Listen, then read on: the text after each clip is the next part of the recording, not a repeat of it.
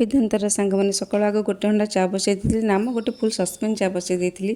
ଆଗ ଯେଉଁ କାମ କରିବା ଲୋକ ଆସିଥିଲେ ସେମାନଙ୍କୁ ଟିକେ ଚା ଦେଇଦେଇକି ମୁଁ ଚା ରୁଟି ଖାଇ ଦେଇଥିଲି। ଫ୍ରିଜ୍ରେ ଆଉ ଅଳ୍ପ ସଜନା ଶାଗ ଥିଲା ଶାଗ କରିବା ପାଇଁ ମୁଗ ଆଉ ସବୁ ପରିବା ପକାଇ ଟିକେ ସିଝା ବସାଇଦେଲି। ତାପରେ ଭଜାଭଜି କରିବା ପାଇଁ ଆଳୁ ପୋଟଳ ଝୁଡ଼ଙ୍ଗ କଟାକଟି କରିଦେଇଥିଲି।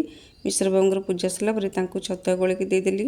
ତାପରେ ଗଲି ଉପରକୁ, କାରଣ ଉପରେ ସବୁ ଖୋଲାମେଲା ଘର କାମ ଚାଲିଛି। ଆଉ କାହାକୁ ବା କେତେ ଜଗିବ, ତଥାପି ପାଣି ଟ୍ୟାପ୍ ସବୁ ଯାହା ଖୋଲାଇଥିଲା ସବୁ ଆଉ ମିଳୁନି କିଛି।